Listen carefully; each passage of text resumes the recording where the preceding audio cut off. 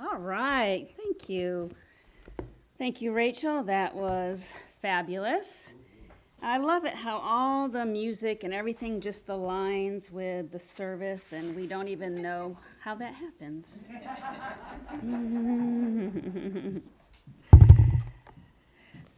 So today, the service is about our Father's house. And I bet you all know what it's going to be about. We know our Father's house, right? So we'll just start off and we'll just dive right in. So if we define house as a noun, it's a building for human habitation, especially one that's lived in by a family or small group. And if we think about our earthly parents' home, there were rules, weren't they? As long as you're under my roof, these are the rules, right? You have to be home by 10, blah, blah, blah, pick up after yourself, blah, blah, blah. And we might have thought that they were stupid. But as parents, and now that we have our own home, don't we make rules in our home? And why do we do that? We're trying to provide a space of safety, of comfort, of love, for growth and expansion so that we can be healthy and successful. And it's all about providing that family, providing that feeling for our family to grow in. And when you walk into someone's home, you can feel their energy, right? You can go, oh, this looks like them. This feels like them. You step into their level of consciousness that they own in consciousness. Now, if we think about God's home, our Father's home, where does it physically lie? Where does God live?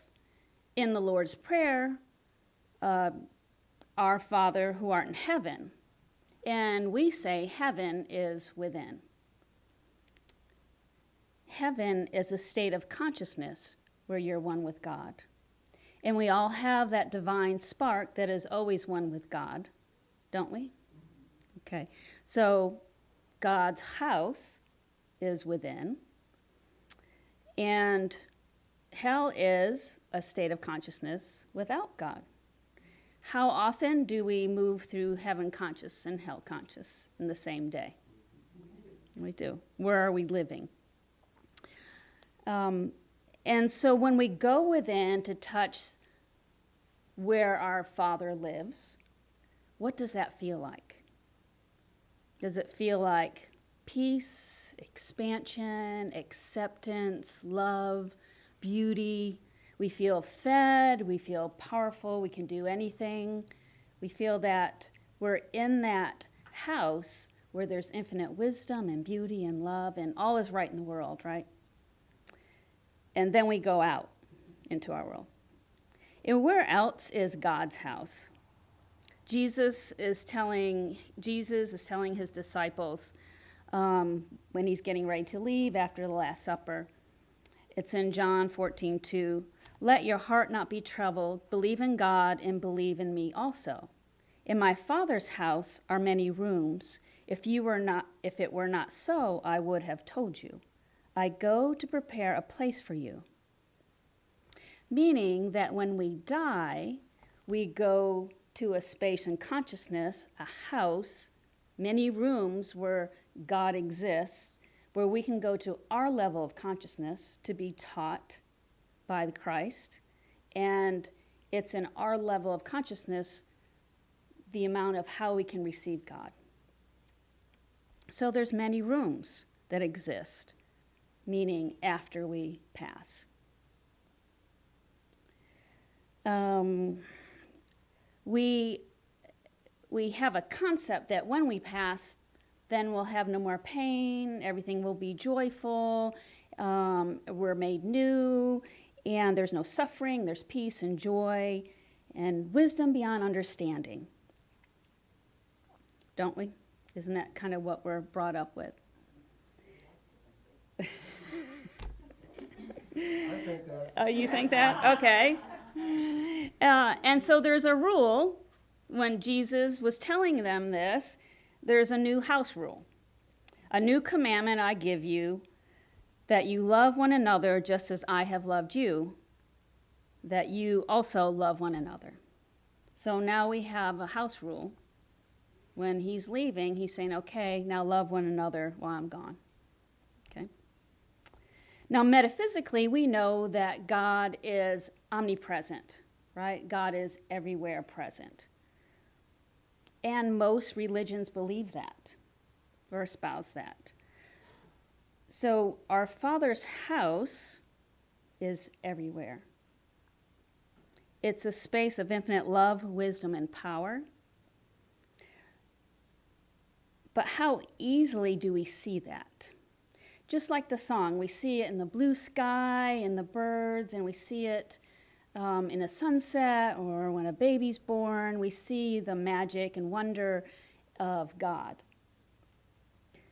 But how deeply are we invested in that true belief that God is everywhere, that we're living in God's house this moment where we are? How would that look like if we truly believe that? Walking in God's house, living in God's house. We know that thoughts become belief and beliefs become biology. So the more we focus, the more we think about something, it starts to become a belief in us. And that belief automatically vibrates and then draws to us those experiences that we believe, and we're not thinking about it anymore. We know if we have negative thoughts or thoughts about stress, then it affects our body, doesn't it? It affects our biology. The same with positive thoughts. What we focus on, the more we think about it, it just becomes automatic, and then it becomes a belief. And then it vibrates out into the world, and then we have relationship with it. So if we were really held that belief that God's house was everywhere, and we didn't have to focus on it and think about it, it would affect our biology, that we would be able to accept all the goodness and perfection that exists in our Father's house, in our Father's consciousness. So we've been looking at the house as a noun, where God exists, place. But house is also a verb. House, to provide space for, contain, hold, to dwell in. To dwell in. And this is what it said, to dwell. If something such as a feeling dwells in a place, it exists and is very noticeable there. How are we to house our Father, God, Spirit, Creator, Parent, whatever you want to call it, so that it exists noticeably within us? That's a big question. That's a big question. Well, we have been going through the life and teachings of the Masters of the Far East by Baird Spalding. And he led a research party of scientists to the Far East to live and study with the Masters. These are beings that live and demonstrate the miracles that Jesus did. They were hundreds of years old, though they looked like they're in their 30s or 40s. They witnessed them walking on water, walking through fire, healing the sick, manifesting food, just putting their hand out, appearing and disappearing, appearing from the mist and disappearing. They could bilocate. They could hold their body in one space and be in another space. Aren't these all the things that Jesus could do? And didn't he say everything I do, you can do and greater? And so we have a lot of these masters being documented that are doing this. So isn't that comforting? Okay. Gives us hope, doesn't it? In chapter 21, the Baird's party, they're asking the masters about how all this happens. And they are talking about how men just rushes from thing to thing, trying to obtain and gain success and always rushing from one thing to another, but not focusing on the inner. And as Jesus said, it's the Father within that does the works. And so we could rush and try and gain, but people are still unsatisfied because they're homesick for that feeling and comfort of knowing God that is within and that supplies all. And they love Jesus, and they reiterate his teachings to Baird's party. And I just want to read you this. It's on page 123.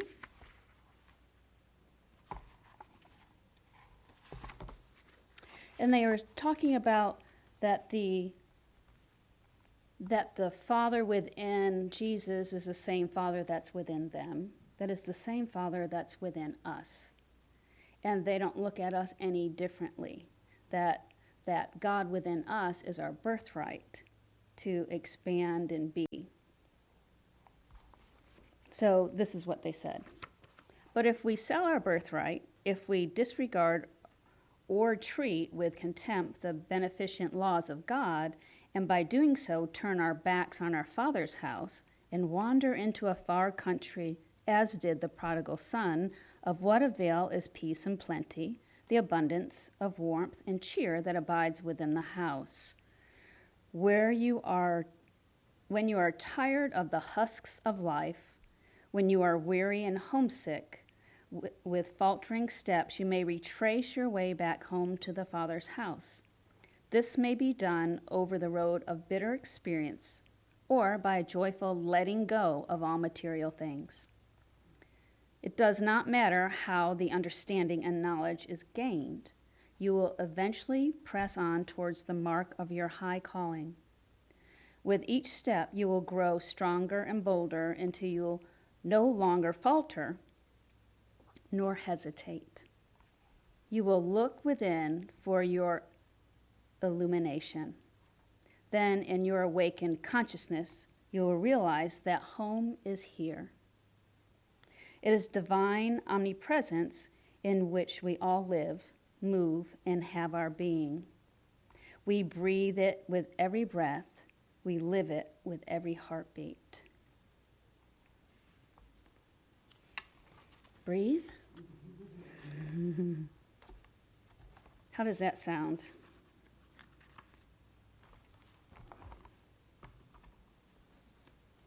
Doable?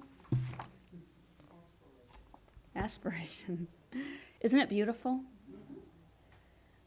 It is the divine omnipresence in which we all live, move, and have our being. We breathe it in with every breath. We live it with every heartbeat.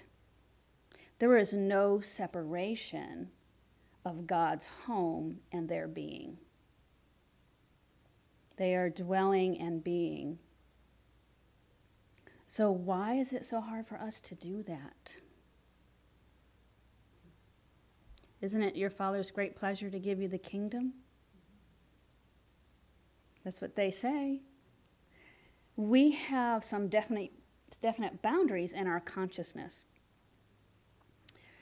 There are some metaphors about home throughout the Bible that shows that there's something we need to open. There's really a tangible thing that's blocking us from being in that God consciousness and fully living in that home.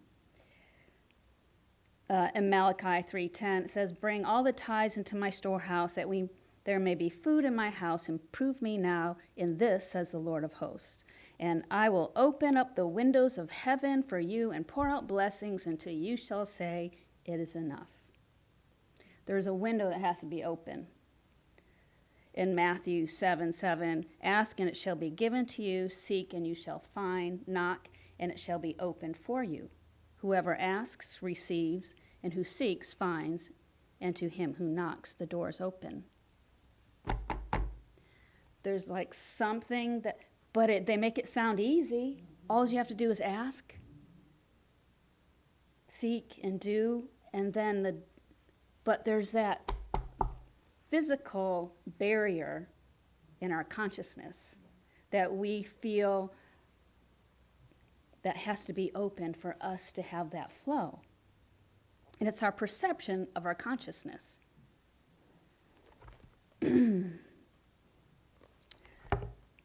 They also said this, do not think you must come to us. Go into your own home, your church, your house of prayer, alone or anywhere you choose. Jesus, the great love master, can help you. All those that have passed are receiving the highest teachings that can help you and are endeavoring to help you where you are now and at all times. How plainly we see Jesus and all the others already ready to help those who call. You need but make the call, and they answer before the call is even finished. They stand and walk beside you every moment. What you must do is raise your consciousness so that you can see and know that you walk beside them. Then you will not falter. So when we're going through our day, maybe we don't even know to call on our angels and our guides and teachers, but it's like we're calling on them to help us. Like we have to pull them down from a space so that they can help us. And maybe if we shifted our perception and know that, no, we walk beside them in this God's house, that there is no separation. Do you see how that feels different? Angels walk with us, or we walk with the angels and teachers. Perception.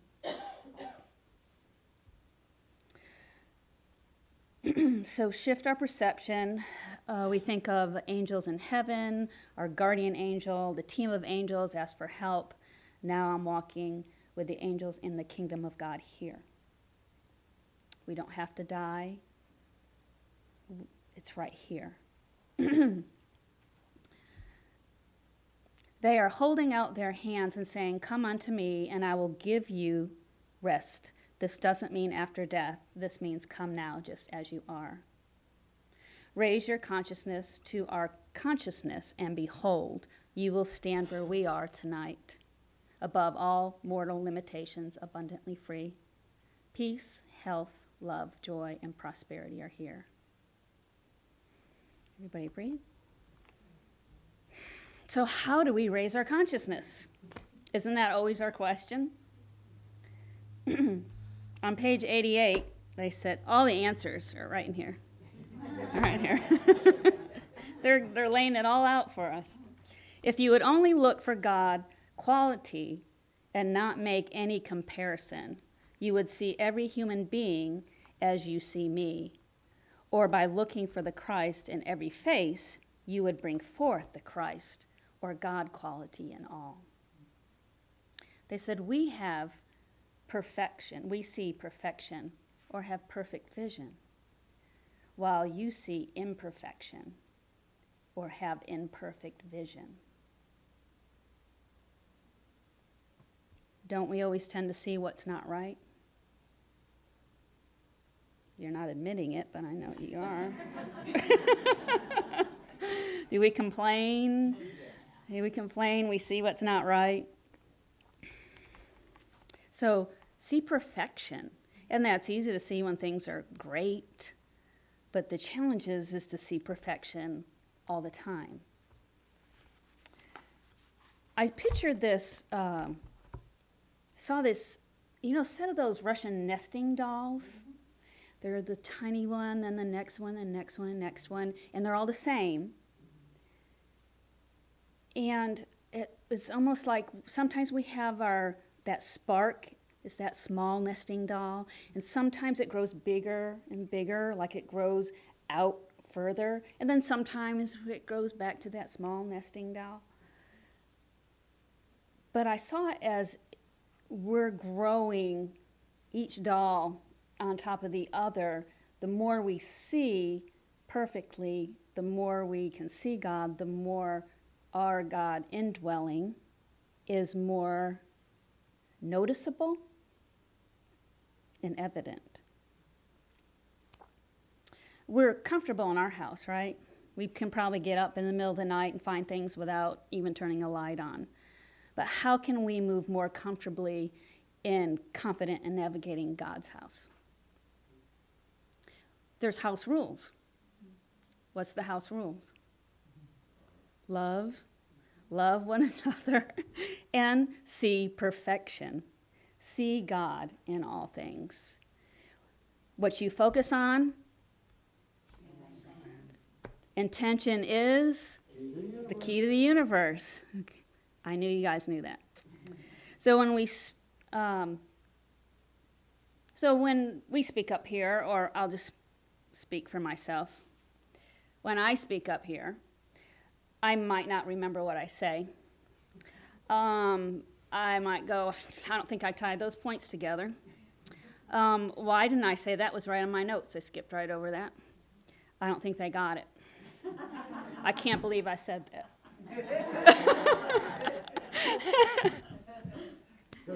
It's just me. It's just me. What was I thinking? And you know you can't see up here, just so you know.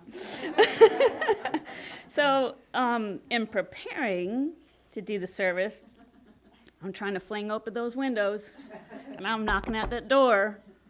God, remove this barrier that's keeping me from seeing and knowing what you want me to say and express. Because when you do something, I'm kind of like at the edge of my consciousness.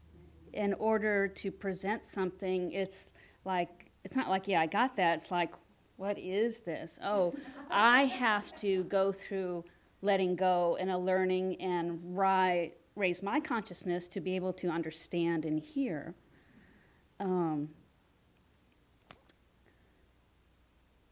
So I'm going to say that the service is perfect.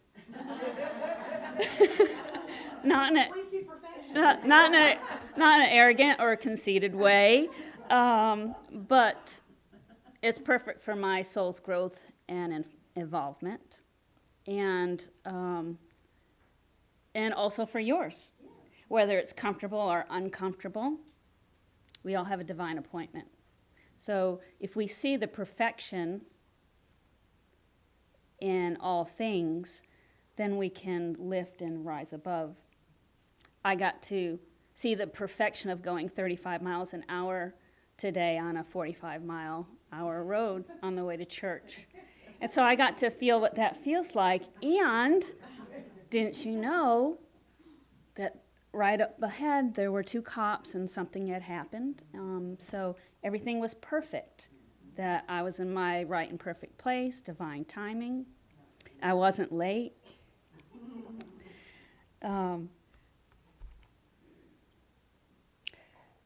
What I want to experience is not to dwell in the imperfection of ourselves or others, but I want to bring forth the perfection of the God within, dwelling within, making it evident that I am in God's house.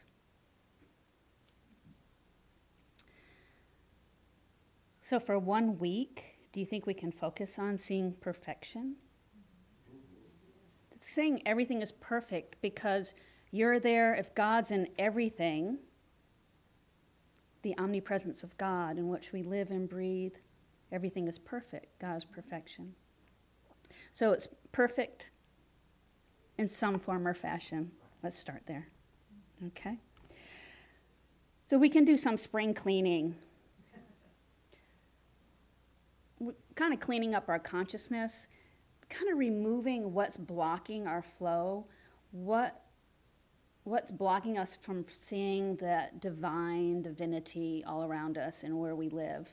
It may be judgments, hurts, perceptions, but what are they really doing? Why are we dwelling in a feeling that hurts us, or dwelling in a feeling that keeps us limited, or dwelling in a feeling just to feel angry?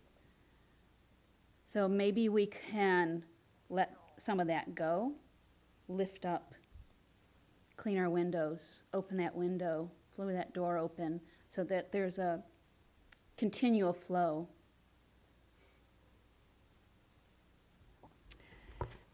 And Creating Affluence by Deepak Chopra, they say, have your attention on what is and see its fullness in every moment.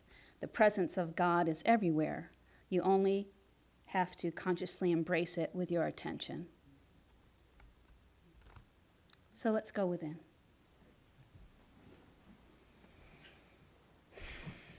And just breathe.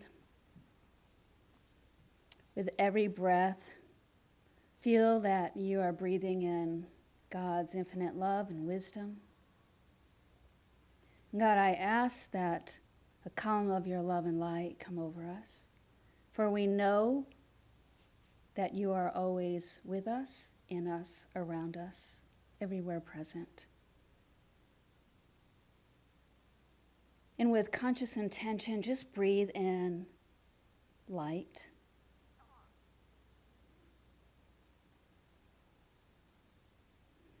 And just feel how that feels. And right now, I want you to ask to be lifted to a space in consciousness where you can see what might need to be removed that keeps you from hearing, seeing the divinity of yourself and others.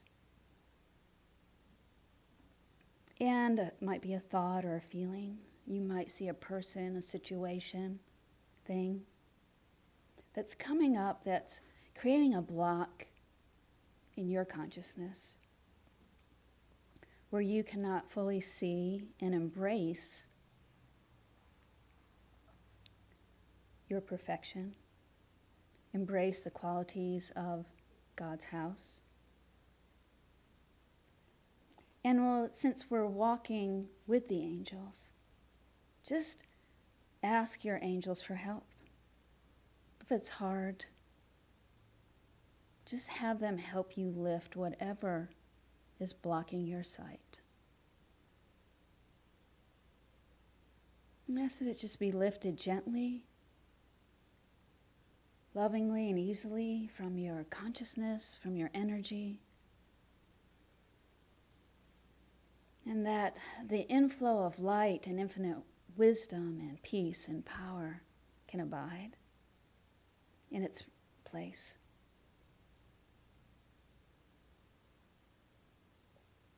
And just breathe and see how that feels. Feeling that we're walking with the masters and angels, knowing we are not alone. We can do this at any moment and any time. And just take a nice deep breath. And when you're ready, just gently open your eyes. How did that feel? Simple? So maybe every day before we leave the house, we can ask that God remove all that keeps me from seeing you today. Remove all that keeps me from seeing my perfection and the perfection of my fellow man today. And then before we go to bed, we can say, God, remove all that I saw imperfect today. To clear that energy before you go to sleep. Let me heal what I saw imperfectly today before we go to sleep. So this week shall be different. Try it for 1 week. As you're walking and living in God's house. Thank you. Yay, God.